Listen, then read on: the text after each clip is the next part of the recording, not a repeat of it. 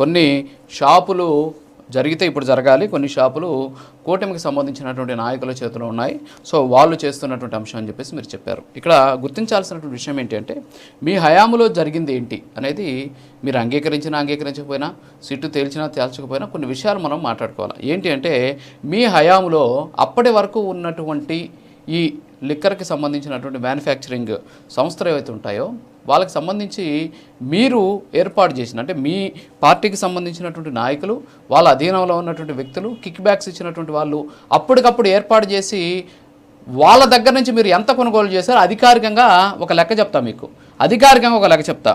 Aadan distilleries అనేది మే 2020లో start అయింది. మే 2020లో start అయితే ఎప్పటి నుంచి వాళ్ళకి మీరు కాంట్రాక్ట్ ఇచ్చారో తెలిసిన, వాళ్ళ దగ్గర నుంచి మందు కొనుక్కునేటటువంటి మద్యం కొనుక్కునేటటువంటి టెండర్ ఎప్పుడు ఇచ్చారో తెలిసిన, వాళ్ళకి ఆర్డర్స్ ఎప్పుడు ఇచ్చారో తెలుసా? నెక్స్ట్ మంత్ నుంచే ఇచ్చేసారు. అలాగే Leela distilleries private limited September 2020లో స్టార్ట్ అయింది. అలాగే ఓల్విక్ డిస్టిలరీస్ ప్రైవేట్ లిమిటెడ్ అక్టోబర్ 2021 వచ్చింది. అలాగే కృపాతి బెవరేజెస్ ప్రైవేట్ లిమిటెడ్ జనవరి 2021 అవి ఎస్టాబ్లిష్ అయింది. అంటే ఆ టైంలో వాళ్ళు ఇన్కార్పొరేట్ అయ్యారు. మరి అప్పటికప్పుడు పెట్టినటువంటి లిక్కర్కి సంబంధించినటువంటి సంస్థలకి మీరు ఈ స్థాయిలో ఇచ్చేశారు. కొన్ని లక్షలకు సంబంధించినటువంటి మద్యంకి సంబంధించినటువంటి సరఫరా ఆర్డర్స్ ఇచ్చేశారు. అంటే ఇది దారుణమైనటువంటి విషయం కదా. సరే, వీళ్ళు షాపులు పెట్టుకుంటున్నారు, అమ్ముకుంటున్నారు, ఓకే, ఎవరు చేసినా తప్పే. సరే, ఇప్పుడు ఇవన్నీ కళ్ళ ముందు కనిపిస్తున్నాయి కదా. టిఫర్ బెవరేజెస్ 2021 మార్చి, నిస్నా డిస్ట్రిబ్యూటర్స్ ప్రైవేట్ లిమిటెడ్ జూన్ 2020, డీకార్ట్ లాజిస్టిక్స్ నవంబర్ 2020. ఈ డీకార్ట్ లాజిస్టిక్స్ అనేది నాకు తెలిసి పెద్దిరెడ్డి మిథున్ రెడ్డి గారి వాళ్ళ కంపెనీలోకి 5 కోట్ల రూపాయలు దీని నుంచే వచ్చాయని చెప్పేసి సిట్టు కొన్ని ఆధారాలు కూడా బయటపెడుతూ ఉన్నటువంటి పరిస్థితి. అలాగే ఫిబ్రవరి 2021 taker exports private limited, Jorhat spirits private limited December 2029. So ఈ విధంగా మీ ప్రభుత్వం వచ్చాక ఏర్పడినటువంటి కంపెనీలకు ఆర్డర్స్ ఇచ్చినటువంటి పరిస్థితి. మరి దాని గురించి ఎందుకు మాట్లాడలేదు? అక్రమాలు జరిగాయా, అవినీతి జరిగిందా, కిక్ బ్యాక్స్ తీసుకున్నారు, పక్కన పెట్టారు. అప్పటికప్పుడు ఏర్పడినటువంటి సంస్థలకు ఎందుకు ఇచ్చారు మీరు మద్యం ఆర్డర్స్? ప్లీజ్ మీరు ఉండండి సార్, ప్లీజ్ సార్ మీరు ఉండండి సార్. ఎల్ల మోహన్ రెడ్డి గారు మాట్లాడండి సార్.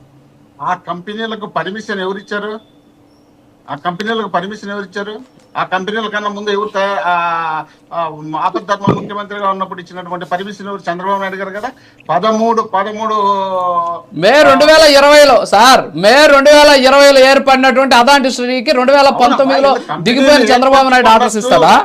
కాదు సార్, అక్టోబర్ 2021లో ఏర్పడినటువంటి కంపెనీకి చంద్రబాబు నాయుడు ఆర్డర్ ఇచ్చిపోయాడా? ఇప్పుడు వాళ్ళు వేరే వాళ్ళ దగ్గర నుంచి తీసుకున్నట్టు కదా వీళ్ళు కంపెనీలు పెట్టి. ఇప్పుడు నేను చెప్తా మాట వినండి, నేను చెప్తానండి. ఇప్పుడు ఒక టెండర్ ఉంటుంది, ఆ టెండర్ కి సంబంధించి ఇంతకుముందు ఉన్నటువంటి వ్యక్తులు వేరే వాళ్ళు వేసుకొని ఉండవచ్చు.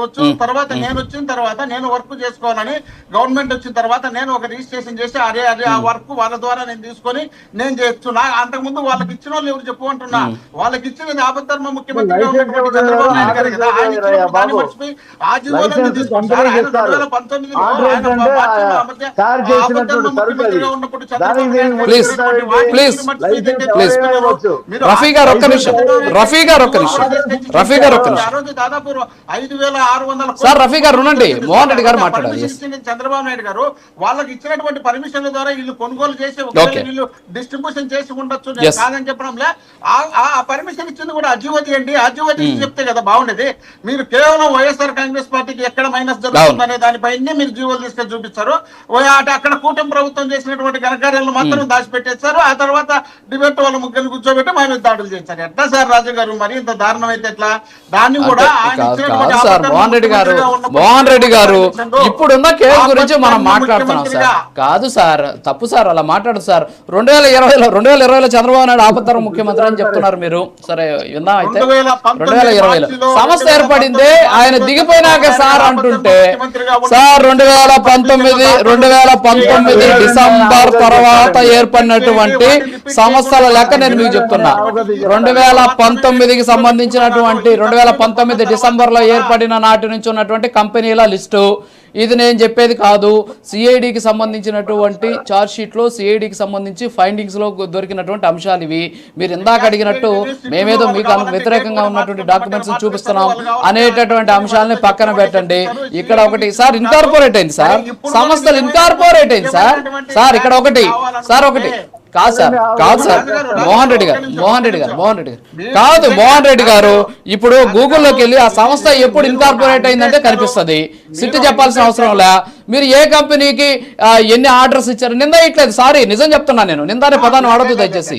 నిజమే మాట్లాడుతున్నాను నేను, దయచేసి ప్లీజ్. అది వాస్తవాన్ని నిరూపించాలనుకుంటే నింద కాదు అది. సరేలేండి okay okay sir. Yes yes okay okay sir, ఒక్క నిమిషం. అలాగే సరే మోహన్ రెడ్డి గారు, మీరు నేను వాదించుకున్నంత మాత్రం అక్కడ ఏం జరగదు కానీ ఒక్క నిమిషం ప్లీజ్. ఇది కాదు, చర్చ జరగాలి ప్లీజ్. ఓకే ప్లీజ్ సార్ ఒక చిన్న బ్రేక్ ఉంది ప్లీజ్. ఎస్ మోహన్ రెడ్డి గారు, రఫీ గారు ఒక్క నిమిషం ఆగండి. మోహన్ రెడ్డి గారు, రఫీ గారు ఒక్క నిమిషం ఆగండి.